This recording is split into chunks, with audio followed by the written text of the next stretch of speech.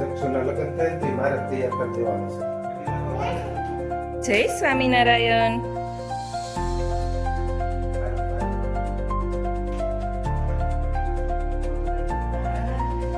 જઈ રહ્યા છીએ વાનારસમમાં.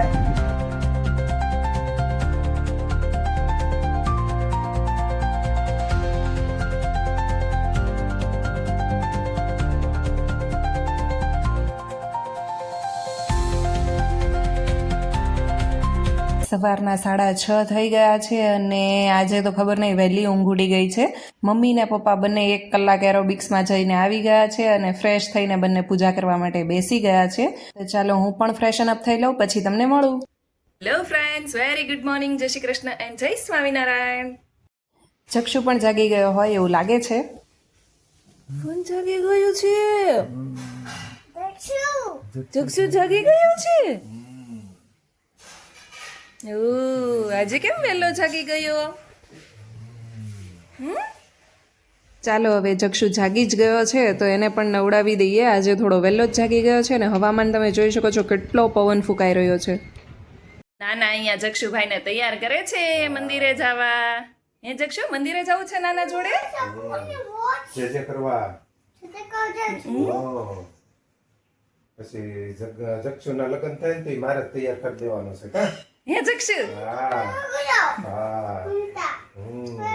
तो मैंने भारत में ले जाएगा ना?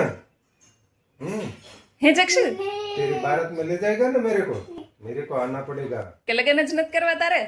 નહીં નહીં કે છો એટલે હે? સંતો પાસે જવાનું છે. તારે જાતે તિલક કરવું છે? તું કેમ લઈને બેસી ગયો છો? નાનાને આપી દે.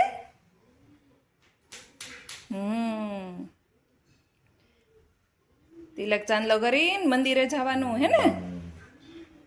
સંતોને પગે લાગવાનું. તું સંતોને પગે લાગશો જક્ષુ?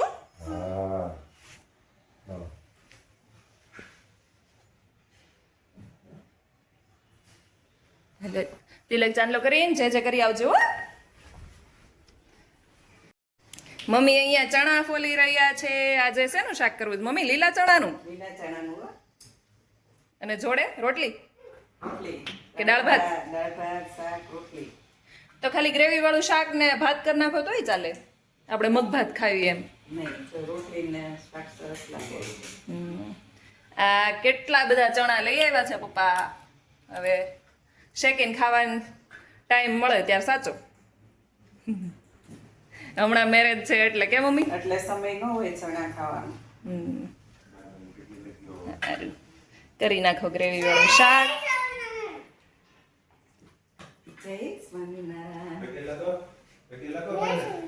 જય સ્વામિનારાયણ.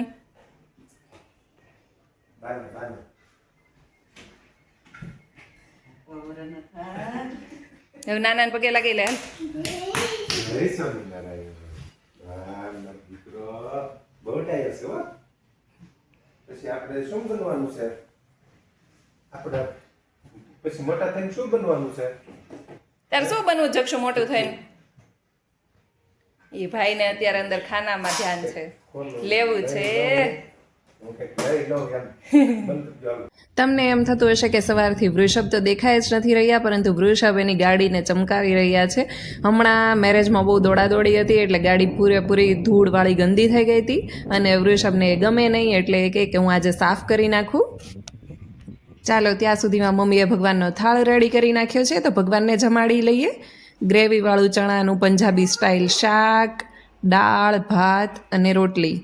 તો ચાલો ભગવાન જમી લઈ પછી આપણે પણ જમી લઈએ અને પછી જવાનું છે વાનારસમમાં. જઈ રહ્યા છીએ વાનારસમમાં. આજની થીમ છે બાંધણી ઓર નવરાત્રી સ્ટાઇલ. તો અમે લોકો નવરાત્રી સ્ટાઇલમાં રેડી થઈ ગયા છે અને મારા મમ્મી જક્ષુ માટે કેડિયું લઈ આવ્યા હતા કચ્છથી, તો એને પહેરાવી દીધું છે. જક્ષુ બતાવ તો. વાવ. બપોરના 3 વાગી ગયા છે ને અમે લોકો પહોંચી ગયા છીએ મારા કાકાજીને ત્યાં અને અહીંયા એન્ટ્રન્સમાં સરસ મજાની સ્વામિનારાયણ ભગવાનની છબી લગાવી દીધી છે અને અહીંયા જુઓ જે બ્રાઇડલ છે એ ખુદ ડેકોરેશન કેવું કરવું છે એની ઇન્સ્ટ્રક્શન આપી રહી છે અને વાનારસમ માટેની બધી પ્રિપેરેશન કરાવી રહી છે. આજકાલની રસમોમાં એકચ્યુઅલ વાના રસમ શું હતી એ તો ખોવાઈ જ ગયું છે. પહેલાં એવું હતું કે ગામડામાં જેટલા પણ પોતાના પરિવાર હોય એ બધા ભેગા થઈને એક જગ્યાએ જમતા હતા અને આમ પોતાનો મોટો પરિવાર છે એની અનુભૂતિ કરતા હતા.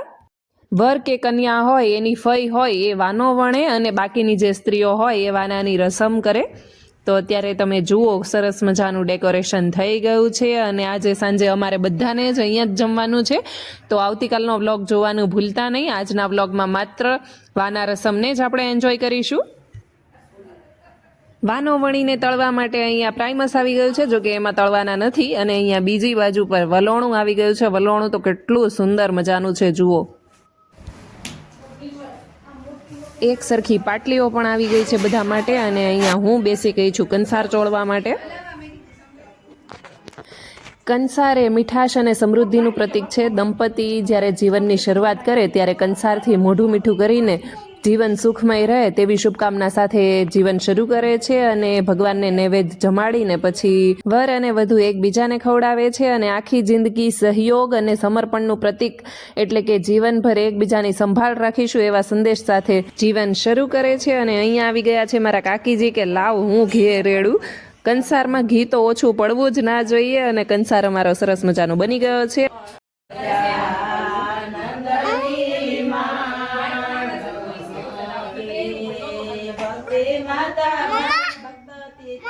અમારા ઘરની જે મોટી સ્ત્રીઓ છે એમણે સારા એવા શુભ ગીતો ગાઈ લીધા છે, કારણ કે એવું માનવામાં આવે છે કે લગ્ન લખાય ત્યારથી ઘરમાં શુભ ગીતો 2-4 ગાવા જ જોઈએ. અને અહીંયા અમારી બ્રાઇડલ સરસ મજાની રેડી થઈને આવી ગઈ છે.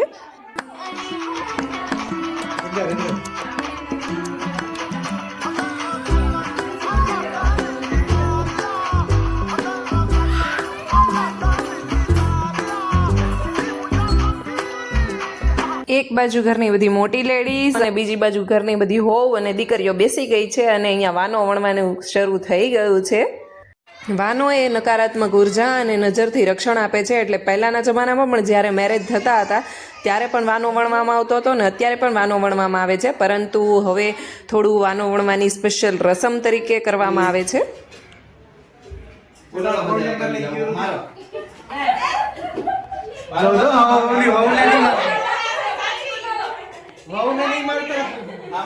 આજનો વાના રસમ સ્પેશિયલ વ્લોગ તમને ગમ્યો હોય તો મારી ચેનલને સબસ્ક્રાઇબ કરવાનું ભૂલતા નહીં. આજ માટે બસ આટલું જ. કાલે મળીએ ફરી એક નવા વ્લોગની સાથે. લાઇક, શેર એન્ડ સબસ્ક્રાઇબ જરૂરથી કરજો. Thank you for watching. By.